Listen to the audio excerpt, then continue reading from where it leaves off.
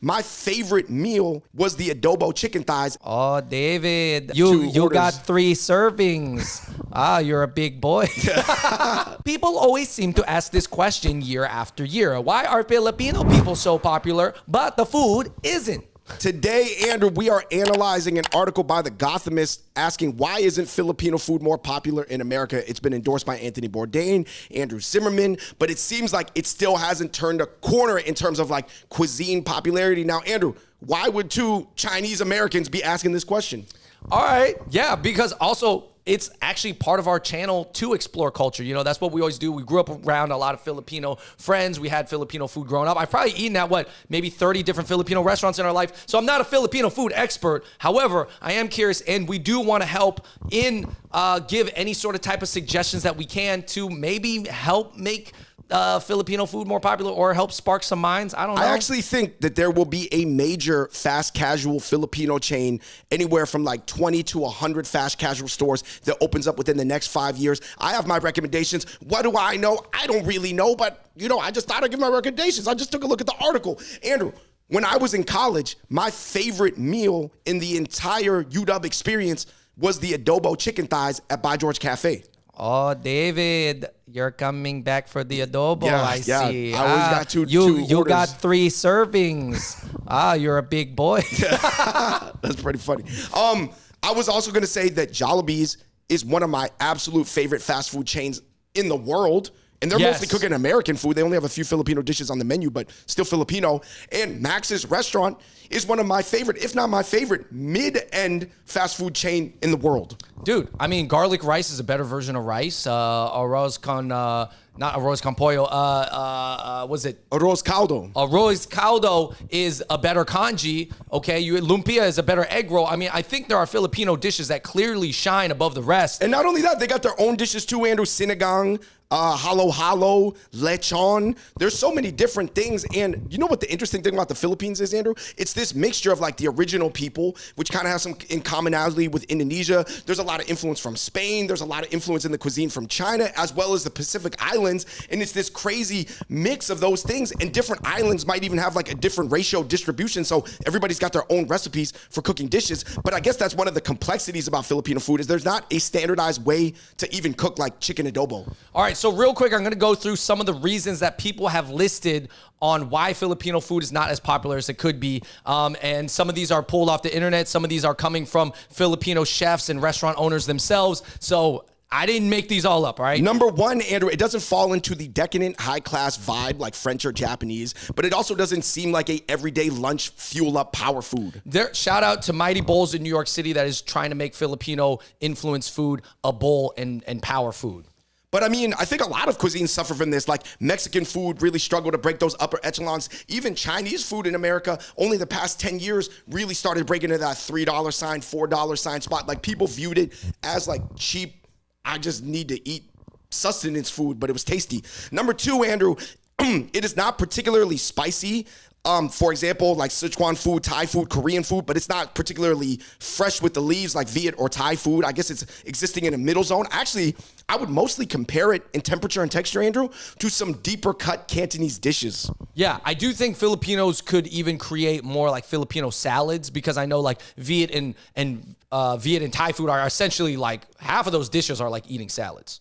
Number 3, Andrew, this is not my words. We just pulled this off subreddit and, quoting some chefs. It doesn't look particularly good on the outside just due to the stews and sort of like the visual presentation. I don't necessarily agree with this, but I read this point a lot on different subreddits and quores. All right, the next point is that Filipino food is oftentimes seen as a very home-style food. So your Lola will make it better than the restaurant. And, if you grow up with your Lola's food and her way of cooking, then obviously you're going to prefer that. And that's going to deter you from, paying more at a Filipino restaurant. So that's what I've heard from some restaurant owners. And the next point was just that it's a global marketing issue. Andrew, here is a global chart viewing like every country, viewing everybody else's food. And this is just like people's perception. This is not the reality of what's tasty or not. Because, for example, Peruvian's way low on there, Filipinos way low on there, Argentinian, Caribbean is low on there. And those all got some absolute 10 out of 10 bangers. Just think about it this way. There are 272 million Indonesians worldwide. Indonesian food is considered very good, and it's still not that popular in America, and it has really yet to break through. So, I mean, you know, it happens to other tasty cuisines too. And not only that, I think that a lot of like cuisines in America, they have different levels of penetration. For example, in New York, Mexican food recently had a huge resurgence, or not resurgence, but a huge just renaissance in 10 years, but it's mostly tacos. For example, in LA and Portland, Andrew, they love Thai boat noodles.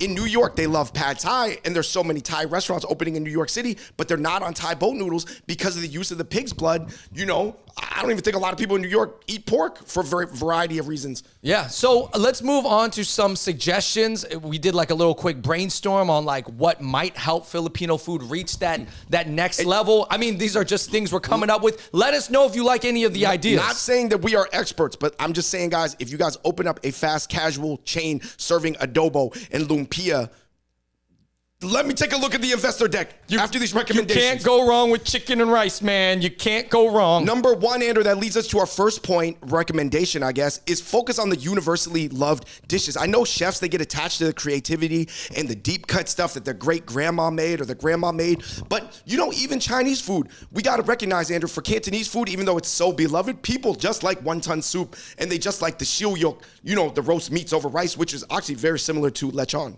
Yeah. I mean, I would say, like we said, focus on adobo chicken and lumpia. I mean, I feel like that there's so many dishes that Filipinos do have that if you just focus on maybe like the top 6 or 7 and kind of like blowing those up, I think there's a chance. You know, for me, I had to give up, Andrew, on Ting Pakukai, like the steamed chicken mushroom dish getting big, and like Huangmenji, the dish from Jinan, you know, the chicken stew. Like, I can't even get other Chinese people to try it. Number 2, Andrew, focus on branding the background processes as well as, you know, business systems and production systems. Number 3, Andrew, focus on some small recipe tweaks that don't jeopardize the original soul of the recipe and also the Latino market. So for example, Andrew, some of the dishes, I'm not telling people what to do, could use less suka, which is the Filipino vinegar. I like sinigang a lot, but I'm just saying for like widespread consumption, that like sour meat thing, it could throw some people off. Yeah, I mean, there's definitely a lot of crossover with Latino food where you have like the calamansi and then you might want to squeeze that on top of other things. I mean,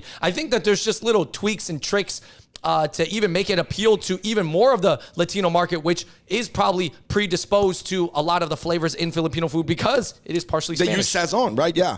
Number 4, Andrew, I do not think that Filipino food needs to go through the same arc that Chinese food had, where it was like, you know, driven by this community, that community. You can get cabbage-filled community Chinese food in the white things, and you get hood Chinese food with the bulletproof glass and like this and this. I actually don't think it's going to need to go through the same arc. I think if people focus on a universal branding, they can serve mostly lumpia, garlic rice, chicken adobo, halo, and maybe some pandesal bread. And that could be a chain that could have like 50 to 200 restaurants around America. But they'd have to really brand it correctly where you could grab the Filipino market, Filipino Americans, which is a pretty huge demographic, only second to Chinese Americans, but also grab a wide range of outside people as well to supplement the income. Yo, I've actually had some really good Filipino cooked tacos before. And I feel like Filipinos, one thing that they're really, really good at, if it's not the traditional dishes that really gain traction, I think it's Filipino chefs putting their twist on a lot of different types of food, such as fried chicken, or such as tacos, or such as Chinese food. And I think it's good. It really has a shot. I think take a look at El Pollo Loco's, Arc, Torchy's Tacos. There's so many different chains of like ethnicities. And of course, yes, they did have to Americanize or Westernize to gain a certain thing. But look at what Panda Express did. Yo, who's gonna be the Filipino Panda Express? Like, I want to give it to Jollibee's, but Jollibee's doesn't serve enough traditional Filipino dishes, so you probably can't give them that award. But yo, who's going to be the Filipino American Panda Express? Who's going to do it? Who's going to do it? Let us know in the comment section below, what is your favorite Filipino dish? What is your favorite Filipino restaurant in your city? And what you would do to popularize Filipino cuisine in America, because it deserves it. Because it's got some absolute bangers. All right, everybody, thank you so much for watching the Hot Pot Boys. You know us, man. We'll talk about everything, including food. So thank you so much for watching. Hit that like button, click subscribe, turn on your notifications, and leave your comment down below. Until next time, we out. Peace.